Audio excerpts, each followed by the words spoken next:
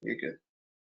Welcome everybody. We're just going to wait about 30 seconds, a minute here so we can let everybody pop into the session.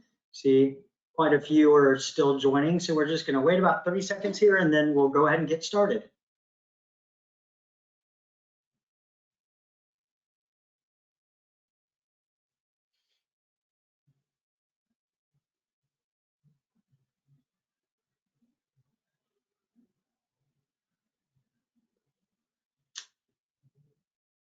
Okay, everyone, welcome. And it is December 1st, 2021. I can't believe we're at the tail end of another year. But it's a great way to end this year with a webinar or start the last month of the year with fireside chat on current regulatory expectations pertaining to environmental monitoring. You have about KENX and conference information. We'll put about us in the handout section of GoToWebinar. Any technical troubles you have, there's the number, the 888 number that you can call for technical issues. You can also email us at info@kenx.org if you're having any issues, and we'll help you out from there. My name is John Kirchner. I'm the production director for KENX. We're a leading educational partner, and we showcase innovative process and technology for the GMP validation environments. And congratulations, you didn't know this, but you now are all members of KENX, where you receive these free webinars. You'll gain access to our tools on the website, which includes templates, SOPs, flow charts, checklists, white papers, and more. And you'll earn savings to attend any of our other events. Here's our schedule for next year. We have quite an exciting lineup for next year. This is also be in your handout section. But in particular, I'd like to point out our clean room validation, disinfection, environmental monitoring event. It's co-located with cleaning validation and critical cleaning processes.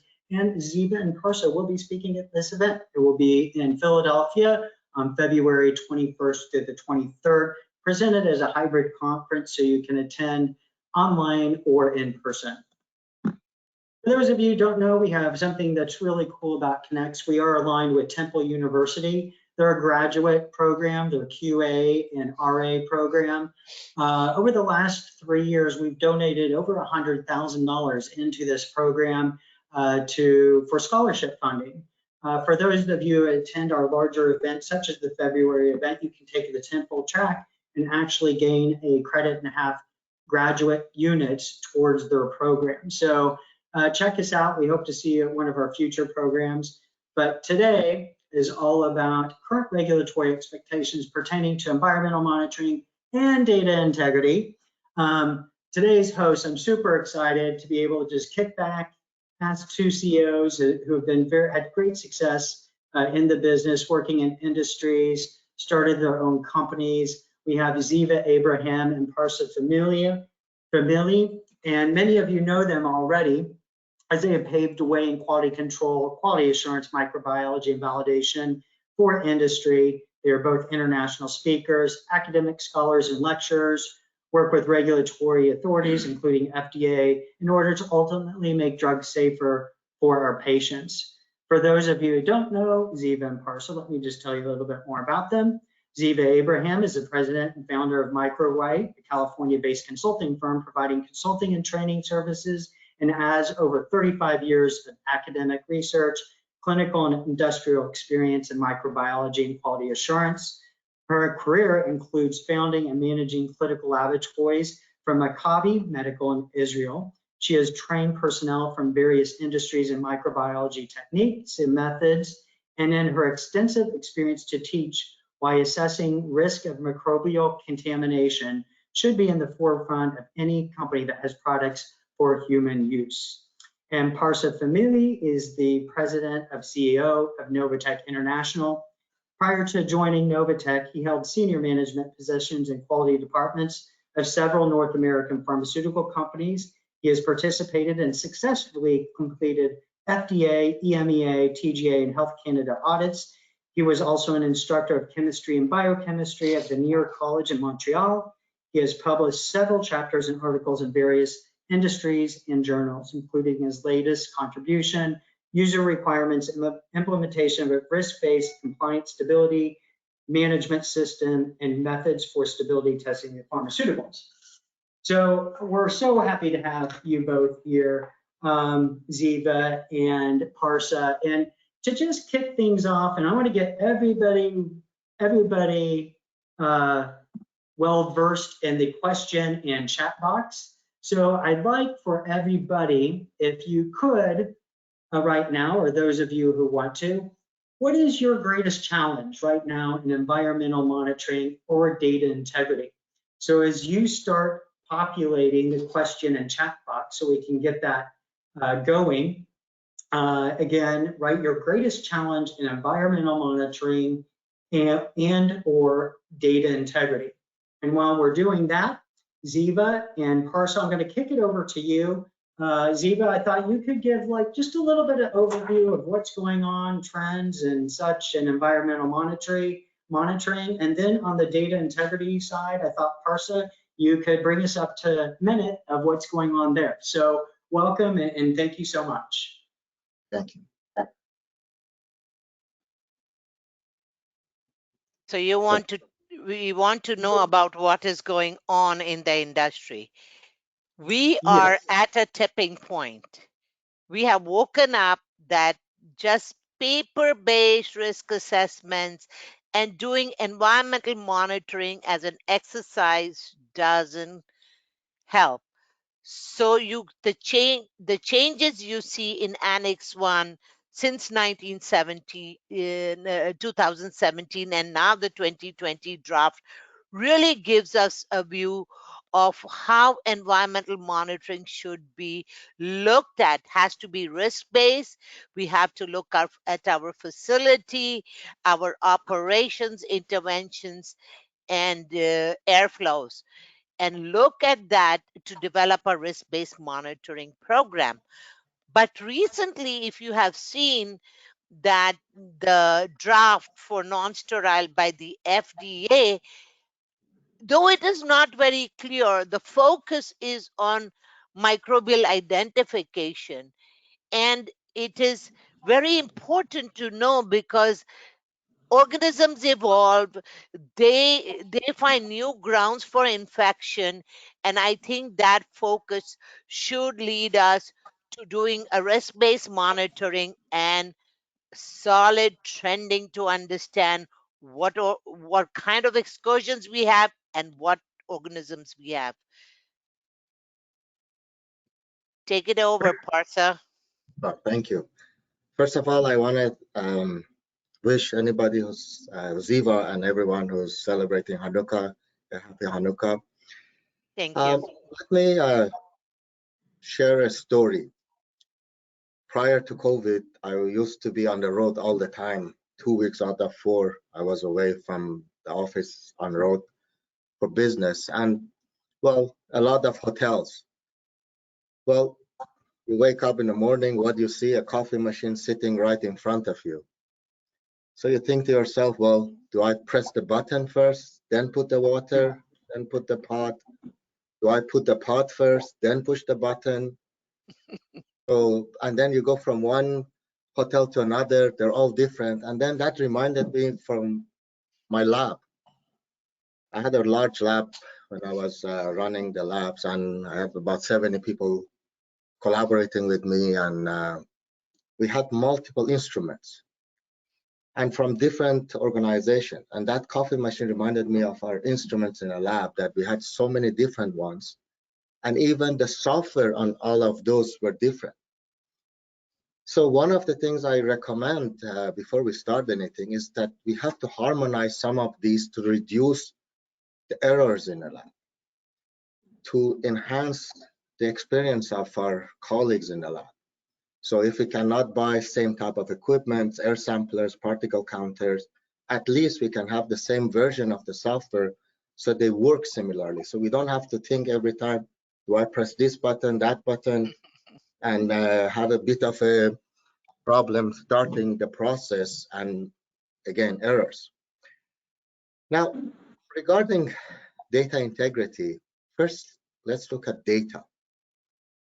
Recently, The Economist said the world's most valuable resource is no longer oil, but data. If we really think about it, we use data for everyday processes. We use data to make quality decisions. Even FDA has a view on data. They think that manual systems have large inherent operational risks. It's not that manual systems are not good. It's just that it can't be consistently reproduced, so may be difficult to validate. Now, if we look at the data and data integrity, many of the warning letters recently has been about data integrity also, because it's very important to use the appropriate data to make that quality decision and ensure that that data gives us the correct information. Now, one of the problems in the lab that have been for a long time is where the space in a laboratory is limited. Well, so we have certain amount of computers, laptops, tablets around the lab. So what will happen is that, well, we have colleagues, we have like, I don't know, 50, 40 people working in the lab, and then maybe 5 to 10 computers. So we have to share them. Now what will happen is that sometimes we have open sessions, somebody's using it. So they have to use their username passwords to get into the computer system. And then we have to make sure that when other colleagues need that, that session is closed and a new session with the right information. Who entered the data, association of the correct information to the correct users. So we understand the roles and responsibility associated with the data and the importance of data. Now, when we talk about data integrity, we also have to understand our role, our importance in providing the correct information to our patients, because data is the fundamental of releasing a product. So that's a small introduction of data integrity and importance of it. And we continue more. Maybe Ziva, if you have something else to say, or if there's any question, if not, we talk further on that. Data, and it's a good point. There are many. If you think you can't, data integrity cannot happen in environmental monitoring, you're mistaken. A lot of warning letters, import alerts, uh, and company shutdowns have come from data integrity in environmental monitoring, which stem from bad facility design and airflows. I mean, there is ample proof out there that data integrity in environmental monitoring does exist. Uh, Sometimes it is conscious decision, sometimes it's unconscious because you didn't understand the regulations, the guidances, and the requirements for environmental monitoring. You just went with a lab. The lab did whatever they did, or the consulting firm did whatever they did, right? And now all of a sudden you have the wrong monitoring sites, and you are getting a lot of excursions, and you have to hide the excursions somehow. So it can, as I said, it can happen consciously or unconsciously. Absolutely. And sometimes it's not, data integrity may not be just one single root cause. You really look at it as a root cause. Maybe we are time pressure, maybe fear of our boss. You know, they told us to do this. We didn't understand our roles and responsibility appropriately. So well said. One thing, as you said very nicely, maybe there's as a mistake, willful or not, but sometimes even an audit, you know, FDA came to our facility, they didn't find this problem. Why should I fix it? So something that was inadvertent issue becomes a willful misconduct. Absolutely. You know, sometimes it's a performance pressure. You know, I used to work in a lab for a very long time, and you know, I used to say nobody knows my name, even though I had one of the largest departments, till somebody, either I have to stop production, I have to delay a release because something was wrong, and it was always that's when I would become a popular person, but then everybody become a subject matter expert. Is your analyst or your microbiologist trained? Is your reagents or medium fully tested? Is your method validated? So all the things, and all my colleagues were releasing all type of products for all these past few months, and nobody had a problem. But as soon as there was an issue, there was a, so it was very important that we have the appropriate data to demonstrate that what we are trying to provide is the correct information, so we can make the correct decision. You know, again, my experience when I was running the lab, sometimes by mistake, people call the quality department a cost center. But we are not a cost center, we are a benefit center. We have number of very highly talented individuals that work as an extended arm of manufacturing, making sure that we hand in hand, we found out what is the root cause of a problem, how do we use the correct information to correct the situation so it doesn't happen again. Annex 1 talks about prevention. Well, how do we prevent something? By understanding the correct information, by understanding what happened really, so we can find the root cause. One of the problems with environmental monitoring, you know, I usually joke about this, but use some colleagues, some people like detective TV movies, like, I don't know, CSI or other ones. So what is the first thing the officers do, or the detectives? Well, they cordon off everything so that we understand nothing is touched, so we can look at the evidence and then come up with, okay, this is how the crime happened. In our industry, what do we do as soon as something is finished or the crime happened? We start washing and cleaning everything. So every trace of anything that might have been there is removed. It's gone. You know, so we really have to rely on the data, on the samples we took throughout this environmental monitoring, so that we can understand how are we going to address the future or prevent future events. So it's very important. That's why I keep talking about different aspects of data, because that's when it shows how important the data is when underlying condition changes. So we have to rely on the correct data to make the correct preventive measures.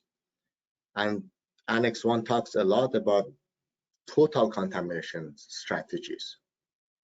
It's not only environmental monitoring, but how about cleaning validation, cleaning processes? How about bioburden associated with the material that we bring in into the operations? How do we control that? Talking about disinfectants, what kind of disinfectants we're talking about? So all of these contribute to ensuring that we can prevent the future problems. Ziva? I am ready for any questions. Yeah. So we have one comment here. The greatest regulatory challenge in environmental monitoring from this perspective is accuracy of the results and how they apply to microbial investigations in a non-sterile production environment. So I think the guidance has come up already, Ziva. We tried to avoid it, but here you go. So non-sterile, up to now, we've been taking, we say, oh, no, Annex 1 2020 does not talk about non-sterile. No, it applies to non-sterile. It is a holistic approach, as Parsa said, to contamination control. What are your challenges in non-sterile? You have to first understand. This is a very good question. I have to, whoever said, I commend you on that. You understand what your challenges are in non-sterile. You might meet your bioburden requirements, but you may have an organism that is objectionable to your patient. Do you want to harm the patient? I'll give you a very quick case study. inhalation product, right? No, it was a nasal product. They had mold contamination, Aspergillus fumigatus. Listen me out, okay? Now they had low recovery. It started increasing. They got a panel of people, expert together. They brought me in. One person said, "Oh, we breed 25 to 35 spores every breath of mold. What is the problem?" Okay. The other said, "Is the ID correct? Aspergillus ID correct?" I said, "Guys, this is not how we look at your contamination." And that is where you have to look at the predominance of your organism. Look at from 1977, and this is first-hand experience when HIV came about. I was in Israel in the clinical laboratories, and we started seeing sputum samples with Pneumocystis carinii. And it switched from Pneumocystis carinii, which is a yeast, to Aspergillus fumigatus. Today, 50% of immunocompromised people die of fungal pneumonia. So the holistic approach and risk-based approach, not only knowing the how many CFUs in your non-sterile, but what else you have. If you have increase in Aspergillus fumigatus or certain other organisms, you have to stop it, and that comes through good trending, good IDs, right? And as Parsa said, watching the data. You have to be a hawk in non-sterile to watch the data. One of the companies that talked to us yesterday, and they were very forward thinking. They said, "We want a risk-based environmental monitoring. We don't want to do too many sites." I said, "It is very clear by through the annex, and if you think through the a number of samples per ISO 14644-1 that you use for certification or classification, you're not required to have for environmental monitoring. How do you know your risk, your airflows, your dead air, deviant air? Where is it blowing? What is it blowing?" And the last thing I will say is you have to understand in non-sterile or sterile ingress. How do you have ingress of contamination? Transport, that is your airflows. Are they transporting it to different areas? Do you have hubs? Do you have hotspots? Are they going into the open product? And proliferation. Your product may not allow the organism to proliferate, or it may allow organism to proliferate. Those three things are very important to understand, not only risk to product, but how to set up your EM program. I hope I answered your question, attendee. If I may also contribute to the question, as you know, the dosage form has an effect on the microbial growth and preservatives that is included in the product that you're producing. So all those also allows you to understand the risk for the manufacturing of any product you're doing. But also what is important, we can't for example, do environmental monitoring non-sterile. So you have to have risk-based. I know the frequency is less, but it has to be associated with the risk of what you're doing in your operation. If you're manufacturing liquids versus solid dosage, well, you understand the risk is different. Creams, ointments. In aseptic manufacturing, most of the product is liquid-based, except the lyophilized product, which start with liquid and become dried powder. But again, with every manufacturing, you really have to understand your manufacturing. Now, speaking of manufacturing, you also have to look at the equipments that are used in this environment. How did we clean those equipments? Now, if we want to be going a little further back, R&D processes. How do we go from a small scale equipment to large scale so that we can appropriately clean them so that we don't contribute to cross-contamination, whether it's APIs, whether it's microbial, whether it's soap residues. Sometimes we even forget that we have to look at all type of contributors to the next product. The worst case API or worst case, to ensure that we understand how do we going to clean the worst case API and ensure that the equipments are clean before we start the next manufacturing. All of this reduce the risk. When we do environmental monitoring, it's not an isolated process. Absolutely. We cannot look at environmental monitoring as, well, a thing we did. Well, what happened before it? What happened after it? Another process that we have to seriously look at is all our utilities. When we are talking about aseptic processes, clean steam, or WFI, but non-aseptic processes, well, potable water, purified water, the gases that come in our environment. All of them have to be verified, trended to make sure we are not contributing to that contamination. So in a manufacturing, as you know better than I do, it's a lot of things that's happening at all times. So we have to look at a lot of information at all times to ensure that we reduce the risk of contamination. So that's why we have so many colleagues working in so many aspects to ensure that hand in hand we reduce contamination. I also want to talk a little bit about cleaning validation, because that's a part that also prevents the cross-contamination. You know, sometimes when we talk about cleaning, we just remember our operators that are going to clean, but cleaning validation is actually few multidisciplinary science involving the quality department, validation department, engineering department, and production department.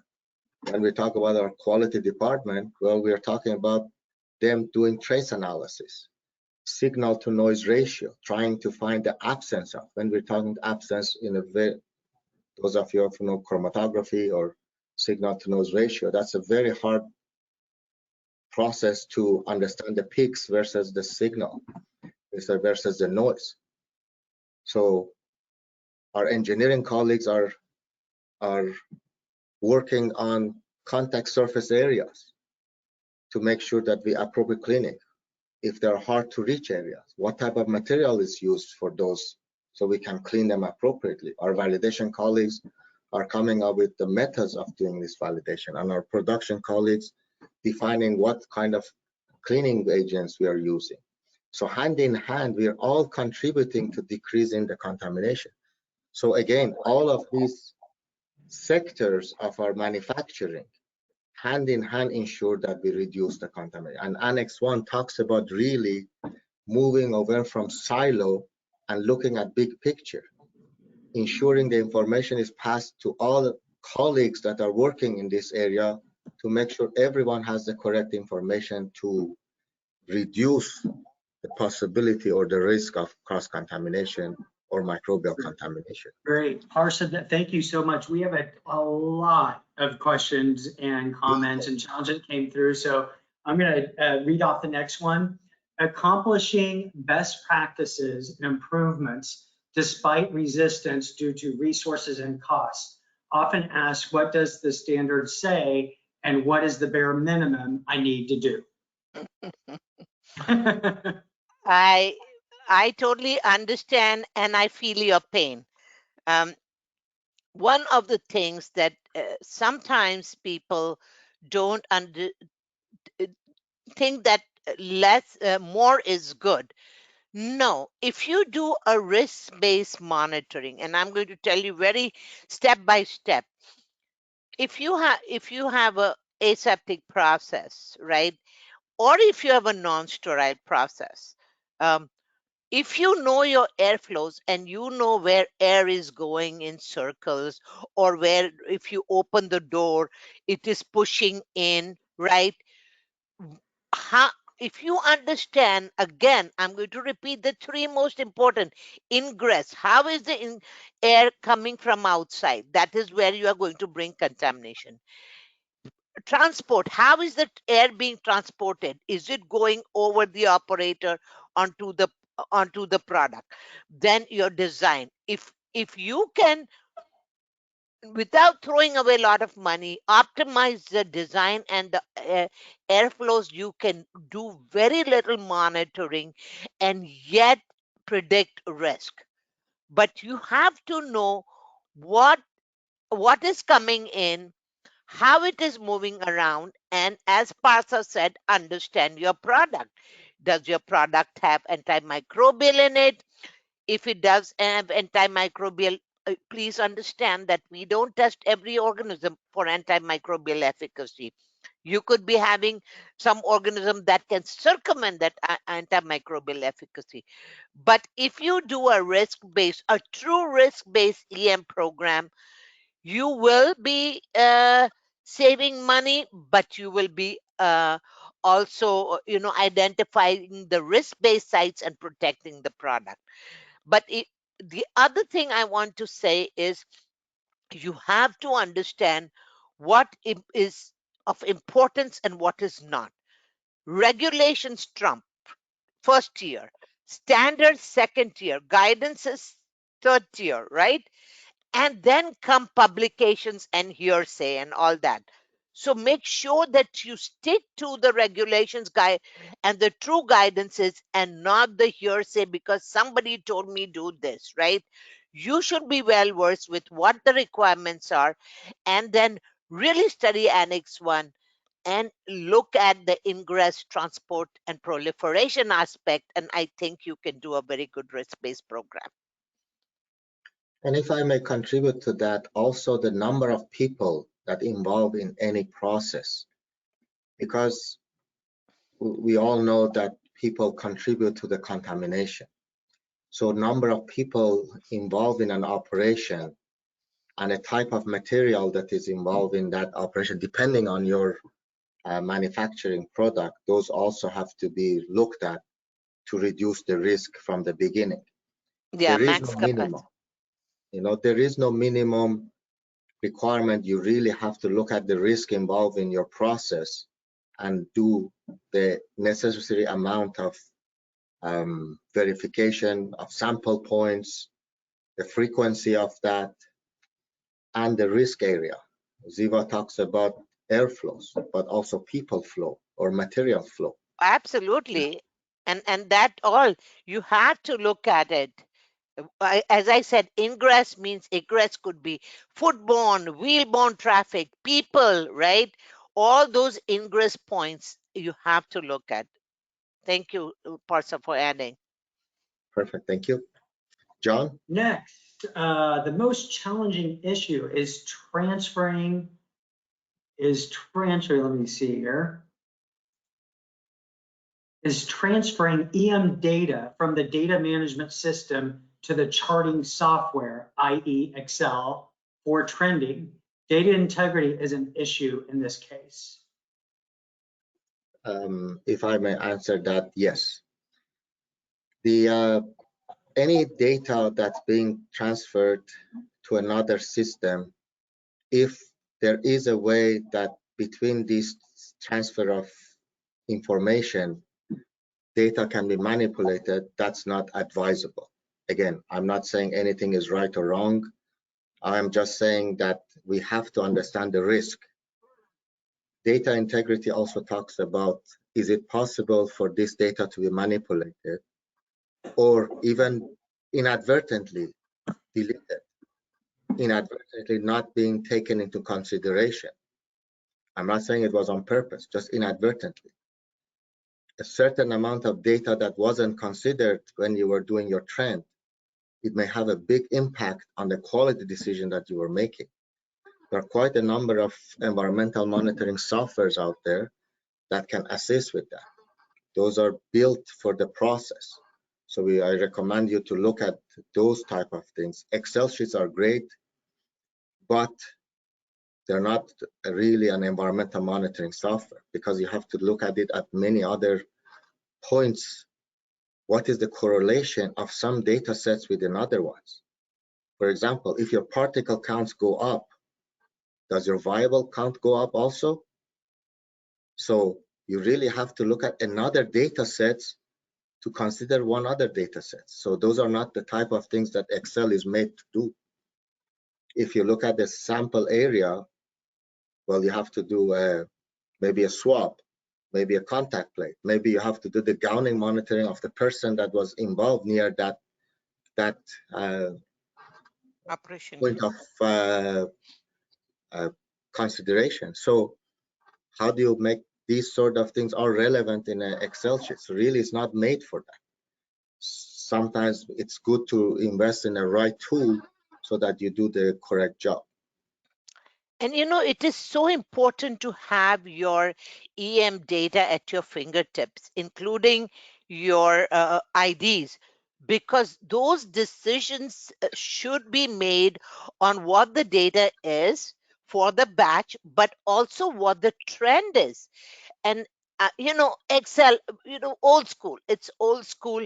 You cannot look at all the data together. And there are amazing softwares, and I'm a microbiologist, I'm not technologically savvy, but I see the benefit of looking at data real time.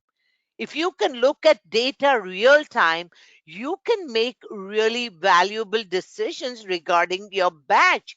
But not only regarding your batch, you can do, okay, is my cleaning okay? I'm starting to see bacillus or mold come in. Maybe I have to look at my cleaning program. Or I have a trend. Is this trend objectionable? Will I get it into the product? And then I take a look at it. Doesn't have to be a cop up, but at least I can do an investigation and say, okay, why is this going up? So far it was not going up. That will help you to look at, did some changes happen in the facility, whether in the facility, the operations, did we add more people? It is very good. And again, we are in the 21st century. We should have our data at our fingertips all the time. Absolutely. And another point of data in environmental monitoring, we have to look at dispersion maps. If we had an anomaly in one area, how did it disperse to another area? What could contribute to this contamination from one area to another? So a lot of data has to be looked at in a cube format, not just a direct analysis. When we're talking about the ISO parts, you know that we have to 1116, USB 1116 talks about all the ISOs that are similar. You have to see how many alert level or action level happen in that area. So you have to do correlational analysis of the data, the alert and action that happen in this environment. And these are not the things that an Excel can do. So those are all the other things that you may wish to take into consideration when using Excel. But you have to, in any case, whatever process you use, you have to look at all this information to ensure, like recovery rates. How many times, not the counts, but the recovery, how many times a positive happened. And as Ziva brought your attention, you have to ID some of them at least and see if it's consistently same type of microorganisms. And if they are, well, can we identify the source? Are they airborne, waterborne, skinborne? To come up with some sort of idea on what is contributing to these positive rates. Thank you. Perfect. Okay, thank you. Next challenge, putting together an EM program, how to determine specification for GMP phase 1. Ziva, I'll Okay. throw it over to you first. So this is gone are the days where USP 1116 used to give us first of all, these are not specifications. These are not even limits. These are levels. Okay. We call them levels, not specifications. Specification is for product. Anything that goes into the product. Environment is not going to the product. So the terminology should be levels. ISO 14644-1 gives you the levels for ISO 5, ISO 7, ISO 8, and in between. Things have changed. I see companies still using Federal Standard 209E, which went obsolete in 2002. Trust me, I was at the funeral. But people are still using class 100, class 10, 1000, class 10,000. No, we have come far beyond that. People are still using ISO 14644 2008 version, was it? Today we have the 2015 version. They are still doing the calculation for for classification and qualification, the square root formula. No, we have a table how many samples you should take for classification. So ISO gives you your non-viable levels. For viable levels, if you are not a sterile manufacturer, you will be fumbling. Where do I get these from? And non-sterile people and companies and medical device companies says, oh, we are not sterile. But that is the only document that is giving you levels for microbial. Nothing else. TR, if anybody is here from medical devices, TR52 is a great document, but it does not give you numbers, how many you should have for each class. So you have to go to Annex 1. Does that apply? Again, that is risk-based. You may not have to monitor during static and in operation. You may only monitor just one routine monitoring program. You have to decide for yourself. But coming to limits or levels, ISO 14644-1 and EU Annex. Those are the only two documents that give you non-viable and viable. Parsa, do you have anything to add? Yeah, thank you. We also have to think about commissioning, because the validation of this process starts with commissioning, which is Correct. basically doing things a lot more at the beginning to understand which areas may be, I mean, beside the fog analysis and everything that we do, we have to understand by doing a lot more at the beginning, so we identify where there are risks and then transfer that into routine monitoring based on the risk factors. So when we are talking about the GMP environment, we have to start with commissioning, with the validation process. How are we going, what is this process that you're doing? Is it aseptic, non-aseptic? Is it a vial? Is it an ampoule? Is it a lyophilized product? What is your product? Are you doing filling, fill finish, terminal sterilization? So all of these contribute to what you have to do in your environment. And for that colleague, that if that may be the first time that you're doing a GMP environment, colleagues like Ziva do this for living. So I very much recommend that you have a consultation with Ziva, and she can maybe look at your specific process and come up with which areas you may want to wish to look at it more directly and more closely, and what is the frequency, what is the movement areas, flow of air, so your HVAC, your filter qualification. So all of this may be very important. If you're a first-time colleague that doing it, I highly recommend taking advice from someone like Ziva that is with us today in that process. My 2 cents. Great, thank you very much. Next comment and challenge: organizing and managing all of the data being generated.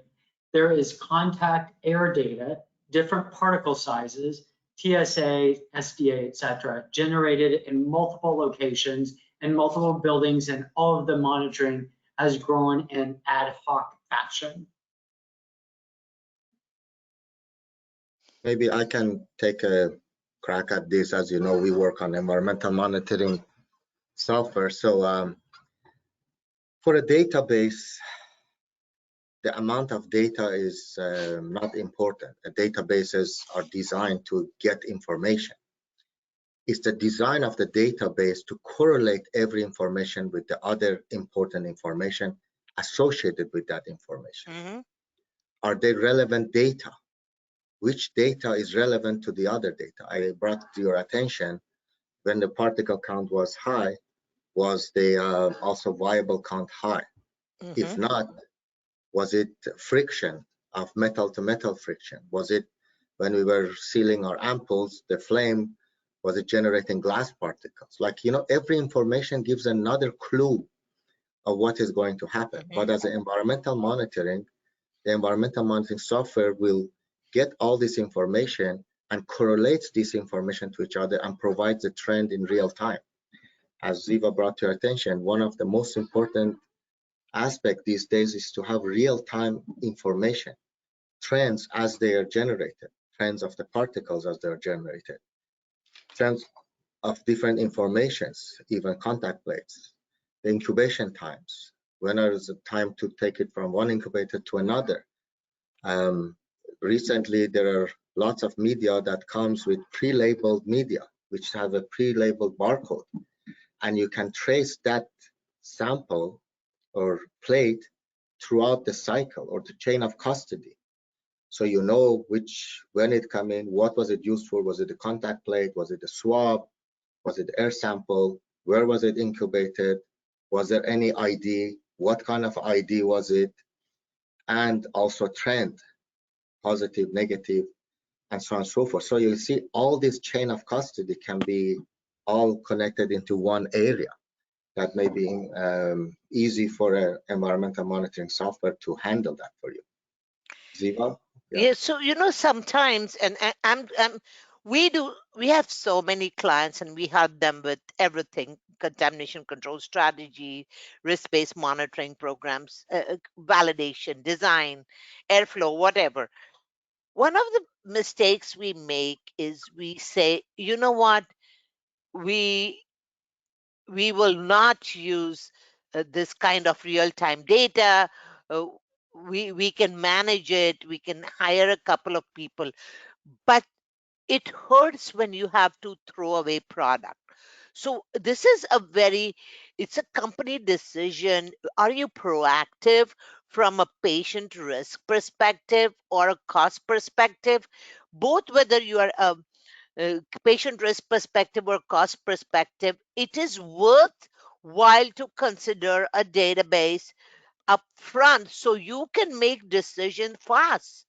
Trust me, I have known Parsa for many years when he was developing this software, right? I don't know, 30 years, I don't know how long it was. And I used to make Excel sheets. And I'm going to tell you my personal experience. Excel sheets. And the first time when I met one of his technical people, I said, "Oh, no, I'm a microbiologist. I don't want to do anything with software." And he convinced me to look at the software. And I said, "Wow, this can really save me a lot of time analyzing the data and all the graphs." So you have to make a conscious decision whether you look at the data upfront or you throw away investigation. And each investigation is how much? $12,000. That's what they say. And then if you throw away the product, it could be million or more, right? So is it worthwhile knowing your data, having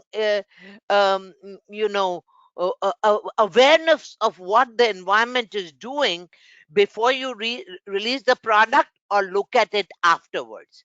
That is it's a business decision that you have to make. And I feel it's a cost effective decision because you are in control.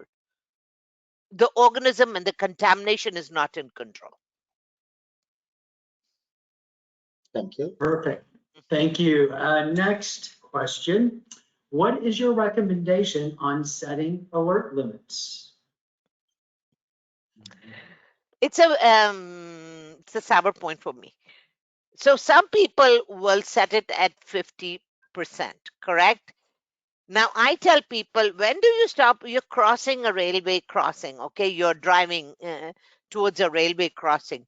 Where do you stop your car? 1 mile before the crossing or 100 feet before the crossing? 100 feet, right? Correct?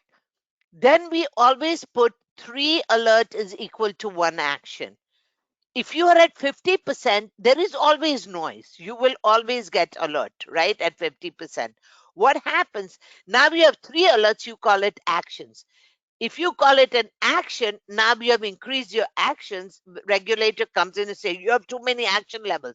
But those are not real action levels, right? So I would like to, in the beginning, to go around 70%, 75%, right? You can tighten it later on once you know what your environment is doing. Parsa, do you want to add to this? I just wanted to add one thing based on the ISO new guidelines. What is also important is that alert or action levels, alerts that happen in a similar ISO have to be considered sometimes into taking an action. Like if you're in an area and it's the same ISO and you have alert in this particular place and alert on that one, after a few alerts, that has to become an action. Usually, as Ziva brought to attention, after 3 alert in that area, you have to do an action. If the particle counts is going up and up and up, well, you can't just wait till it's harms the productions. You have to do something about it. So again, depending on what is happening in that environment, you have to react. And as Ziva brought to attention, you have to look at the data to understand what you're supposed to do. Alerts is telling you something is happening, but it's not to a level that you need to do something. But that doesn't mean you have to just let it go.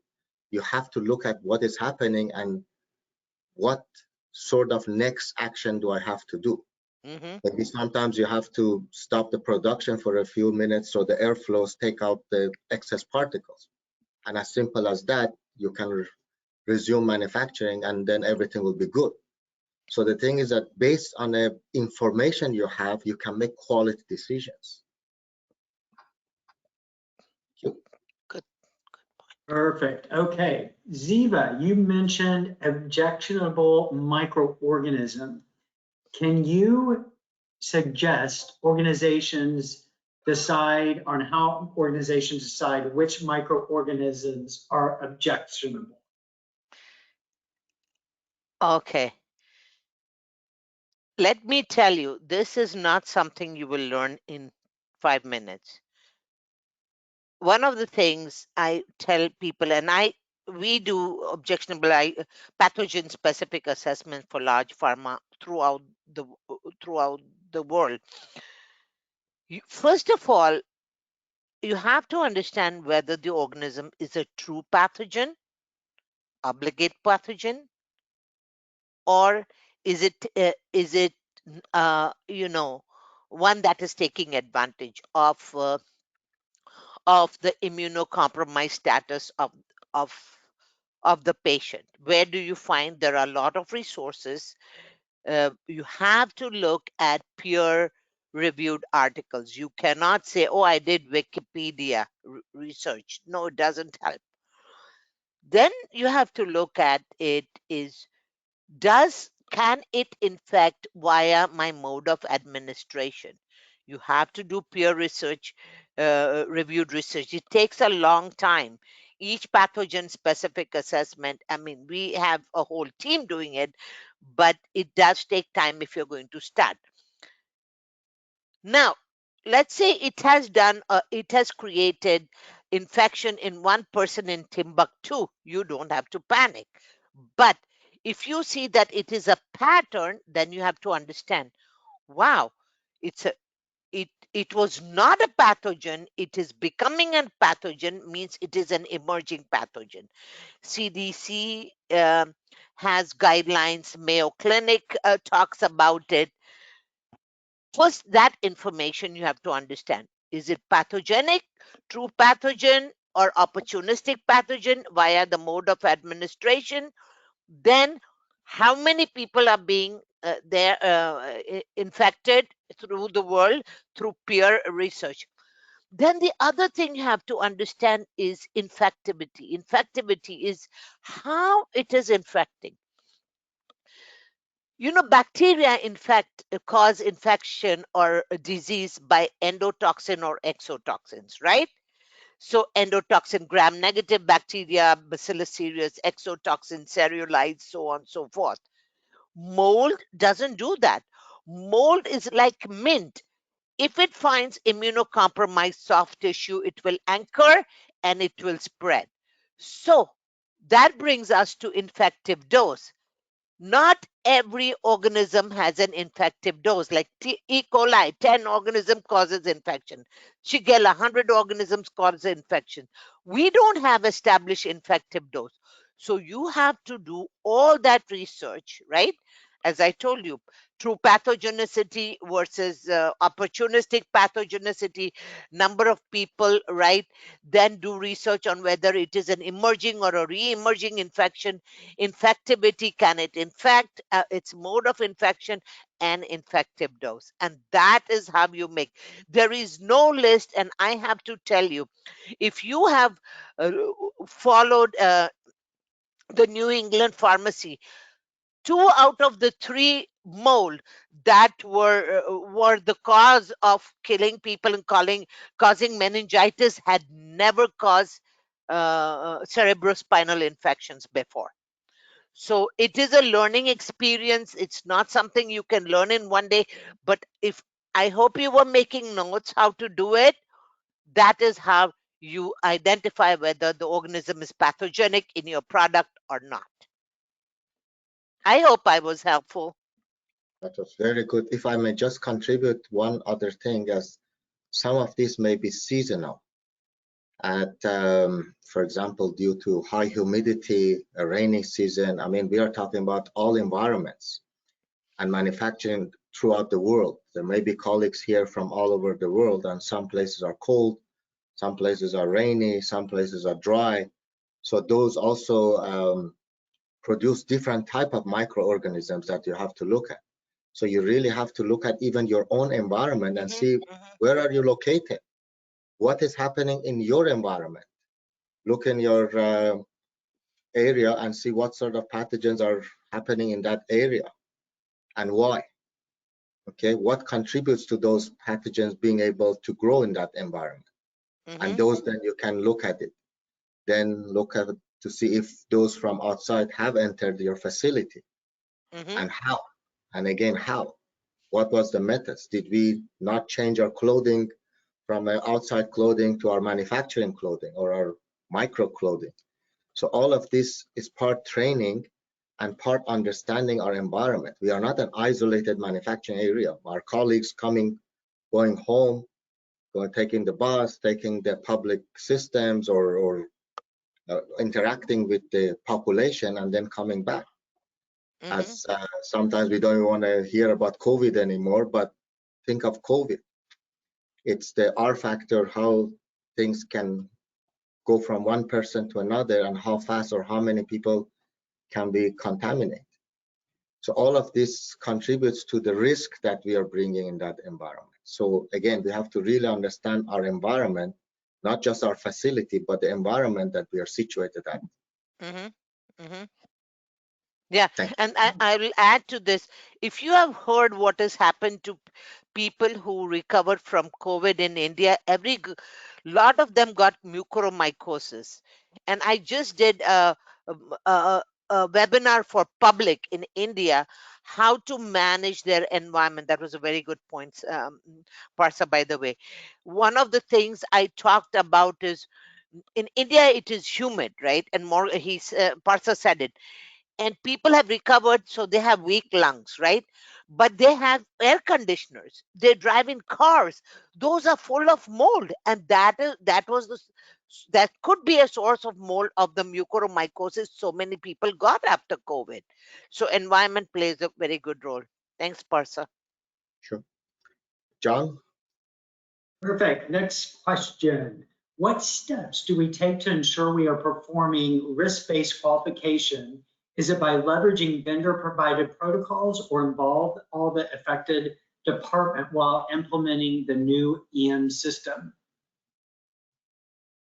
Maybe I can take a crack at that, and then Environmental monitoring system is a software, but you need experts like Ziva or experts in microbiology to tell you which areas you would like to sample, and then put it in environmental monitoring software, and also the frequency. Then you can set the frequency, the ad hoc sampling, the additional sampling, the type of sampling you want to do, whether with an instrument like an air sampler, particle counter, if it's an in situ.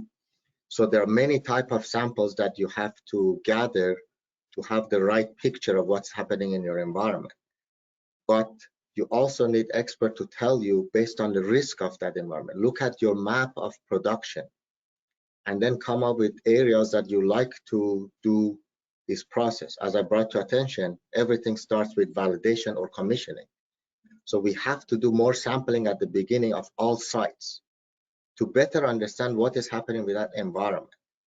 And then if you're changing classification, sometimes we just came out of a shutdown and now we have to reclassify our area back to whatever classification it has. So depending on that, we have to keep changing the airflows, cleaning and resampling to figure out that are we getting back to our specified classification. So all of this have to be controlled with a system to show you all the data. What was it before and what is it now before you start manufacturing?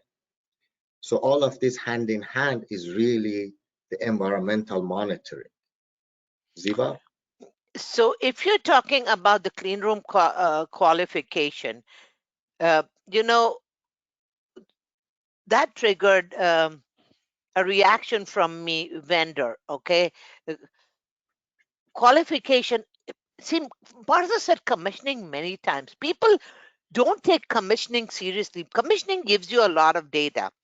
So if you look at qualification, if it is done science-based, you have to start with the URS of your facility, right? Then you do, if you are bringing it barrier systems, isolators, RABs, open, close, whatever, you do the factory acceptance test, you do the site acceptance test. Now there is something that is going into ISO 14644-4. I wish I can show you this video of CFD. It's called computational fluid dynamics. We do it all the time because we don't want clients doing investigations. We said, don't call us for investigations, do CFD instead, save the money. CFD is taking your blueprint, right, and doing a computer modeling of your airflows. You already know where your issues are, okay, upfront, CFD. And then, and I wish I knew we would have this. I would have showed you the video of a CFD. Then you do your commissioning. Gather everything from commissioning. Then you go from IQ, OQ, PQ. Now, a lot of times people will hire a company that will come with templates. Those templates could be so old. So old. Validation, everything is evolving. We are in the 21st century. Look at how you will IQ, OQ, PQ. It starts with the URS, then you go to IQ, OQ, PQ. PQ is where you want to understand, well, uh, under static conditions, am I meeting both microbial and particulate?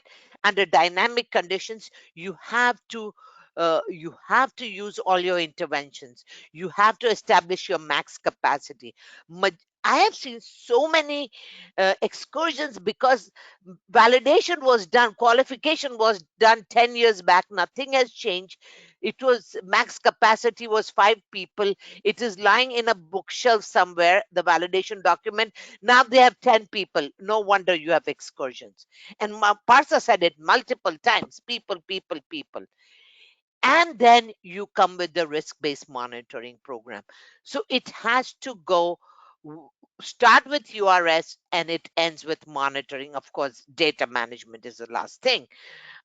URS is like, and I'm going to tell you, this is, I always say this, husband comes home and the wife said, why didn't you do the dishes?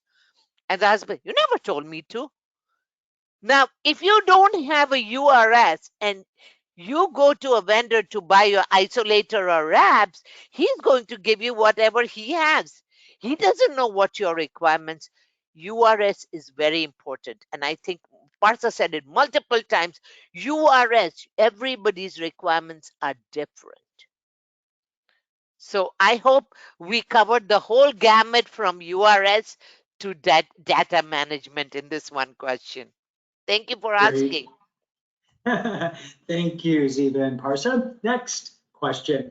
ISO specifically speaks to required non-viable location sampling per area.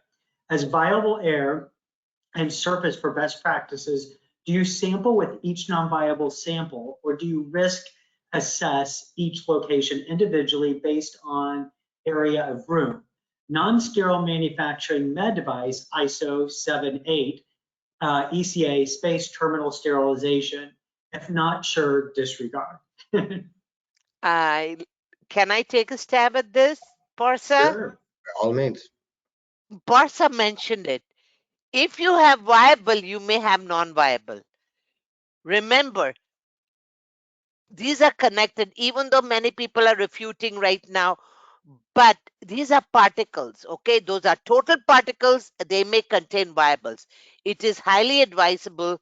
You can add extra non-viable sites, but I personally, from my experience, would say use the same site for viable and non-viable, so you will be able to see if the non-viables have gone up, have the viables also gone up, which gives you a clue. Does that make sense? Parsa, do you have anything to add? Absolutely. And sometimes we also have to think other ways, like settle plates are also swabs, because each of them will give different information. If somebody touch an area, because the source of contamination, as Ziva also told you many times, may be different. So we have to come up with correlational data for sure, but also what other things we have to look at. So we have, in microbiology, we have number of tools that we can use: the swabs, the settle plates, the air samples, the particle count. So all of this hand in hand will give you the right information. So when you're choosing a site, you have to look at, well, are people going to touch that area? Is the material going to touch that area? So maybe you have to put a swab in there and touch it.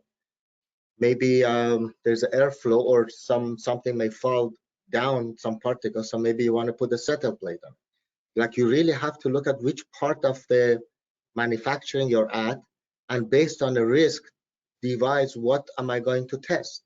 You know, and then based on your knowledge in microbiology, based on your knowledge of the process, you come up with, or for this area, I just need to do air sample. In this area, I need to do air sample and particle count. In this area, I have to put a settle plate. If too many people are passing by, maybe touching something. So all of this is based on the risk of manufacturing that will allow you to put the best decisions forward. Yep. Okay, next question. Do you use zeros on environmental monitoring results in a specific room when assessing for new alert and action limits? So action limits are normally from the regulations and the standards, right? Alert levels, you are required, and it's said even in Annex 1, you evaluate your alert levels, right? Why do we evaluate our alert levels? We want to see if it's an upward trend, correct? And that is why we evaluate. So to answer the question, take your action levels. Do not reduce the action levels, because you will start getting a lot of excursions. Keep your action levels steady per the regulatory requirements and per the standard 14644-1 for non-viable and for viable Annex 1. Alert levels, you can look at it and say, you know what, we are going to evaluate the alert levels. And people use different statistical tools, which Parsa can talk more to because he's an engineer. I'm not. Well, 2 sigma, 3 sigma, depending on the number of data sets that you have. The number of data sets will allow you to, well, based on the data, you put action level or alert level. But as Ziva brought to your attention, it's very important not to change the action level, because, well, if you have too many of them, you have to answer, why did you set it too low? Even if the regulation is here, and you justified, well, my operation was working like this, but a little change in your operation may just pass that quote unquote fictional action level you put. So regulation, as Ziva brought to your attention many times, that is where you really have to set your standards. And then you can put your alert level lower, because alert level is for you to decide. But scientifically, 2 sigma, 3 sigma, depending on how comfortable are you with your data sets. But if your manufacturing is different, you're producing different type of products. Each product itself has variability. So you have to understand the variability of your data, and then decide where you're going to put your alert levels. Okay. There are differing opinions at our facility regarding the rotation of disinfectants. What are your recommendations, if any, regarding rotation? Can I take this? By all means, please. So, first thing I want you to understand, what are the disinfectants in industry? We have phenolic compounds, which is your LPHA, Vesphine, deconfene, deconphase, right? For whatever Veltec, Steris and Veltec. You have quaternary ammonium compounds, right? And that is phenolic, quaternary ammonium compounds. Both are general purpose disinfectants. They are not sporicidal agents, right? And they leave residue. Residue is a big point right now, but I want you to understand, I've been teaching this for so long. I stopped teaching the 2-day course at MIT Endicott House, actually, on disinfectants and disinfectant qualification. I don't teach it anymore because people still don't understand that disinfectant qualification is not the be all and end all of an investigation. So we talked about phenolic compounds, which are general purpose disinfectants. They are not sporicidal agents. Quaternary ammonium compounds, general purpose disinfectants, not sporicidal agents, both leave residue. Then you have bleach, which is still the gold standard, but bleach is the most finicky compound you will use because it is as good as available chlorine, and the available chlorine drops very fast.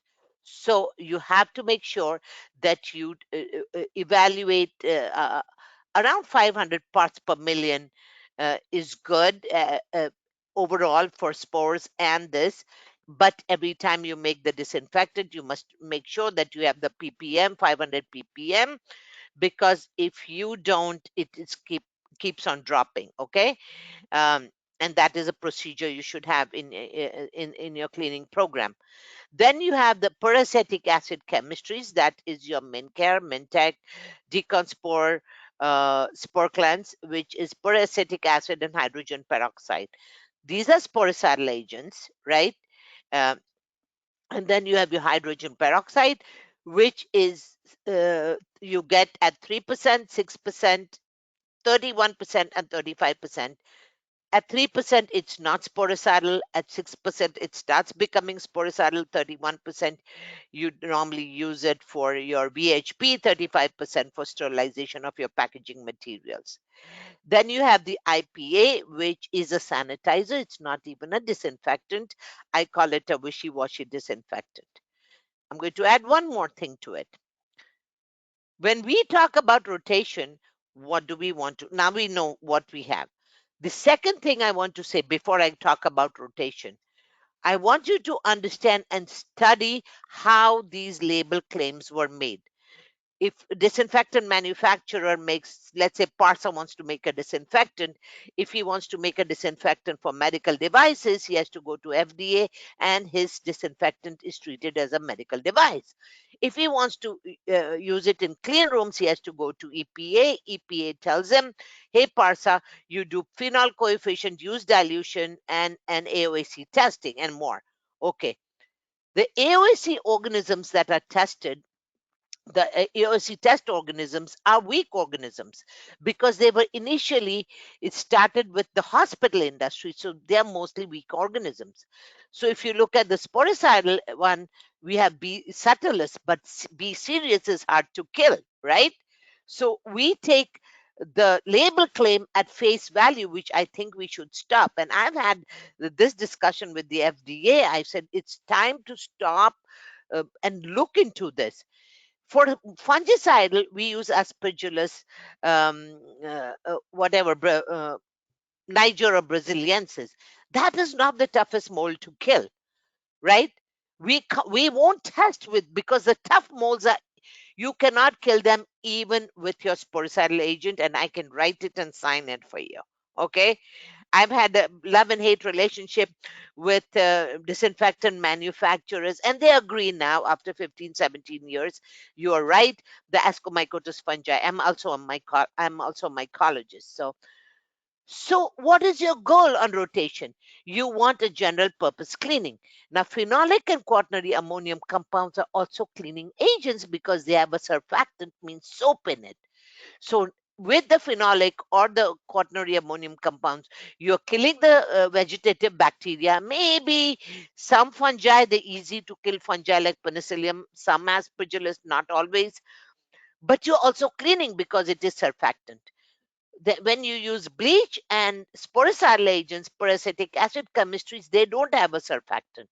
So your rotation should be with one general purpose disinfectant. There's no need to use two. That acidic and alkaline, really, I have done so many hundreds of studies myself. The data doesn't say that it's very different with acidic and alkaline. One general purpose disinfectant with a surfactant and one sporicidal agent. And your use of sporicidal agent depends on your trend of spore formers, and that's where trending comes Absolutely. If I may just contribute one point, Ziva, that was a fantastic information. Even I learn every time from you. in. I'm grateful on that. The only thing that I would like to add is the bioburden of non-sterile disinfectants.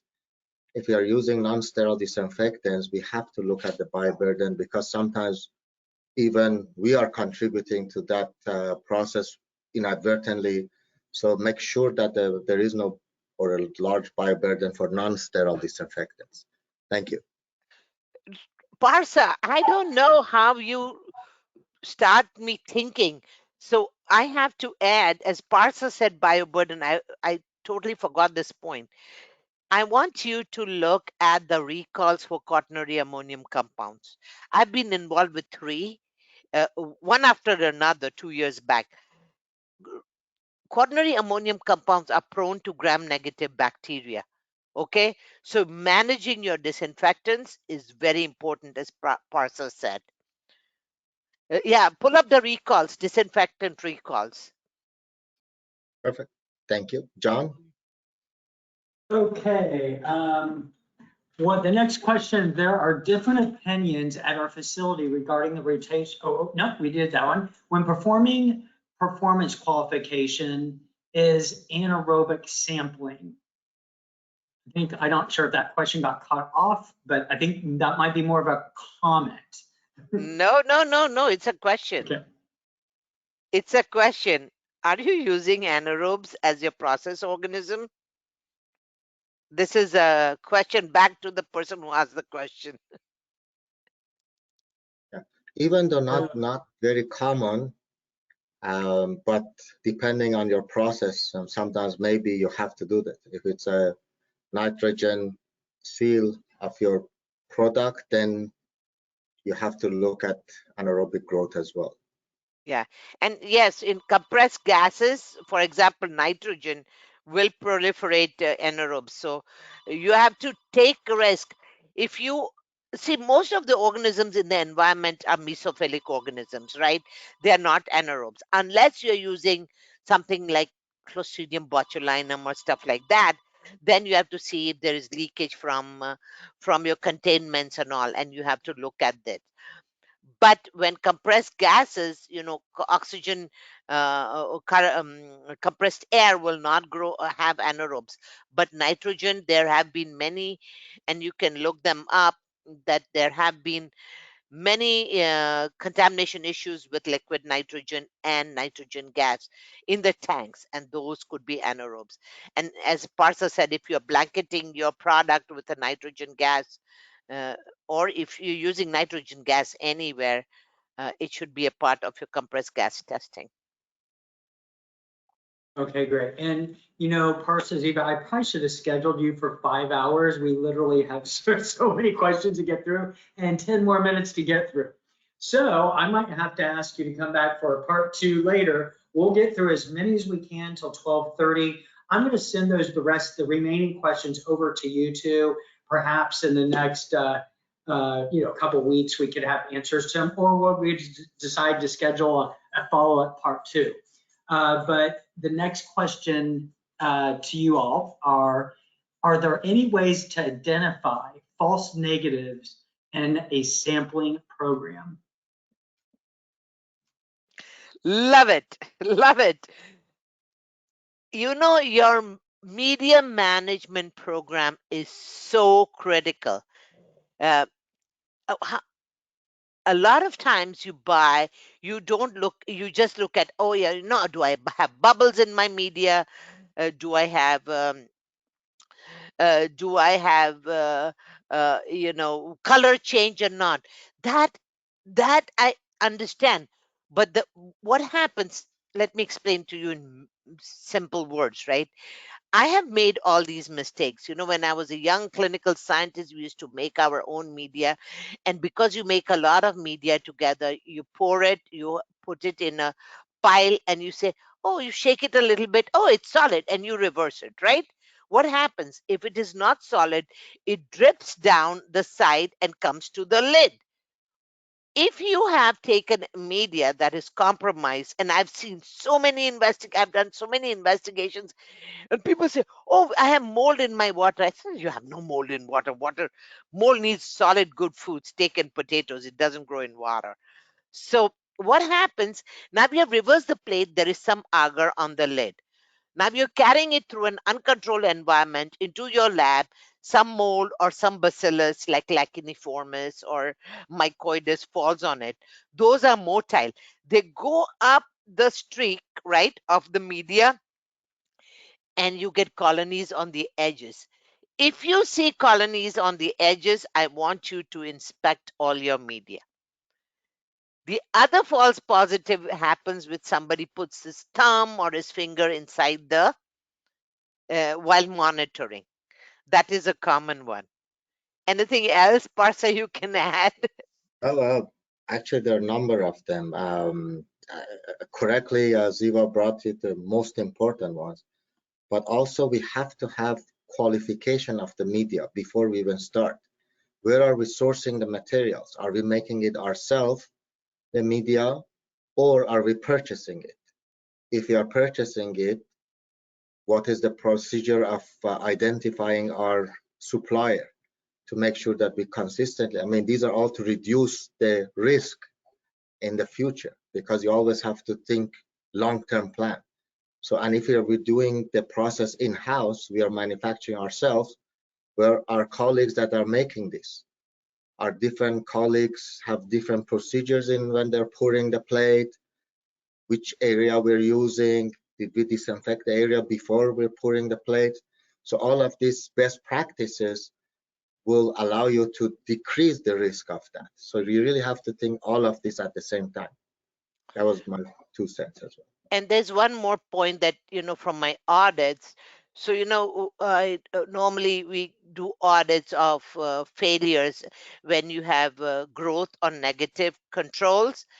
And majority of the time, the growth from negative control was bacillus, and it comes from media. When you make your media, the dry powder media is full of bacillus, That if you don't weigh it in a negatively pressurized hood, that is called a media hood, right? Or with some kind of containment, it gets airborne. and you can carry it, and it can go into your pouring room, it can fall into, so doing a sterility check of approximately 4% of incoming media will prevent that kind of a false positive risk. Random, okay, pick random, sacrifice 3-4 sleeves and randomly pick 4%. Perfect. Great. John? Parsa, I'm sorry. Did you want to add to that? No, please, John. Next question. Ziva was Okay. very well Okay. explained. Grade, I guess it's the greatest challenge is going from grade B to grade A interventions and appropriate monitoring. Can you comment on that? Okay, You can you can- repeat that question, please? Grade B, a greatest challenge, grade B to grade A interventions and appropriate monitoring. Yeah, this is very important. So if you read Annex 1, it says that you have to do continuous monitoring in grade B. Why? Grade B is a risk. Of course, you set the limits for or levels for grade B. The majority of the issues in monitoring grade A environment is due to airflows because of the lack of uh, design and intervention thought, right? So let's say you have RABs, it's pushing, there's so many scenarios here. This needs another 45 minutes, John. There are so many scenarios. You have open RABs, which is not coupled with the HEPA filters. You can have closed RABs, which is actually pulling, and I don't know if I can draw here, but it's pulling air from grade B, starving grade B air. So all the contamination goes upwards to the inlet into the closed RABs. And I wish I can show a picture. I think we'll need a follow-up session for this question. And the whole thing, if you do a good smoke study with neutrally buoyant media, what does neutrally buoyant mean? If you use water vapor for smoke study, water is heavier than air, correct? Vapor is heavier than air. It will come down. You say, oh my God, I have unidirectional airflows. You use nitrogen. Nitrogen is heavier than air. It's 5 to 10 microns. No, 3 to 5 microns. Water is 5 to 10 microns, the particles, vapor particles. It still gives you, and it dissipates very fast, becomes gas. Neutrally buoyant means less than 1 micron particles. So it faithfully follows the airflow from the source HEPA filter to the return in the room, and from the top coupled HEPA filter to the return in the barrier systems. It also identifies turbulence or deviant air. Let's say it's supposed to go in HEPA filter, in RABs this way, correct? But here you have your let me use my this hand. Here you have a stopper bowl, okay? If the air is going from the stopper bowl to the side towards the open product, you have a problem. That is your first thing. You have to map the airflows correctly. That will give you the exact points where you have to do risk-based monitoring. The second thing that happens is you have your barrier system and you have your outside grade B area, grade A, grade B.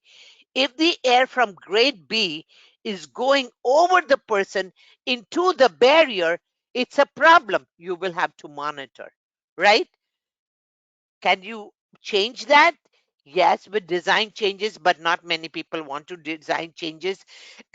USP 1116 has one sentence which is very beautiful. It says there's no perfect clean room, and that is why you have to do risk-based monitoring. And so you have to map out the airflows first. Look at where there is dead air. Dead air means it's just going round and round, doesn't know where to go. Deviant means it's going sidewards or upwards, right? Air, you have to know that and take those points as your risk-based monitoring points. Grade A and grade B air should be monitored at the same frequency, means during operations. Ongoing. You are required to have, it's highly recommended to have continuous monitoring in grade B because it shows you if there is an issue in grade B, will it reflect in grade A? So it starts with a solid airflow visualization study using neutrally buoyant particles, which follow the airflow faithfully. You find out your weak points and you monitor them. Perfect. That was a long answer. Oh my God. It I'm was sorry I beautiful. took most of the time. It was beautiful. I just want to add about people qualification, personnel qualification. It's very important that we qualify our colleagues into appropriate aseptic processes when we're intervening, especially in the grade A open area for the vials or ampoules. So don't neglect the qualification of people and best aseptic practices. Ziva brought everything else to your attention. No, I just I want missed a point. You always remind me of some point. So, one of the things in Annex 1, they said use airflow visualization during training of your aseptic personnel. That is the reason to see if there's ingress from grade B to grade A.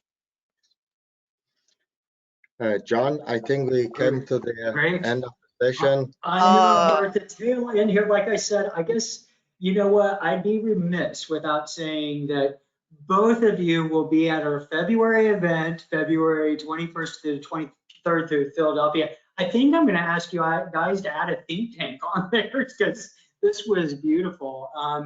Thank you so much. I know that there's just a lot more questions that we don't have time to get through. What I'm going to do is send these over to both of you. Maybe we can put together some answers and send it out to everyone who joined today.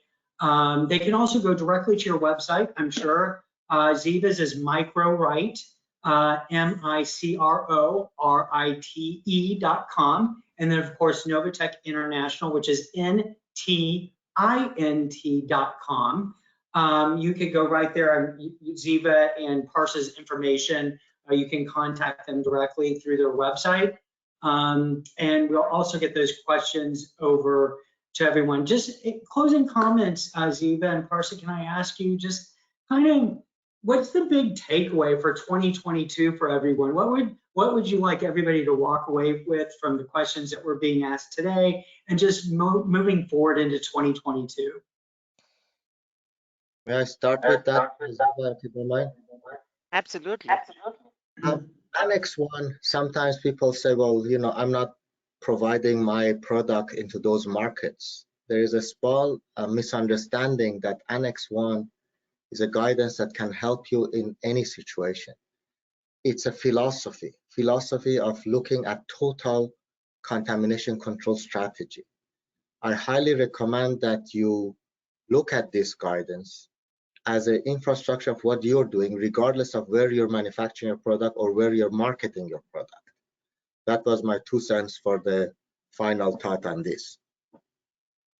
I think Annex 1 has taught us to think outside the box. And it's time for us to take everything holistically and not in silos. Everything is connected to everything else. So I think we have to start thinking outside the box in 2022. Perfect.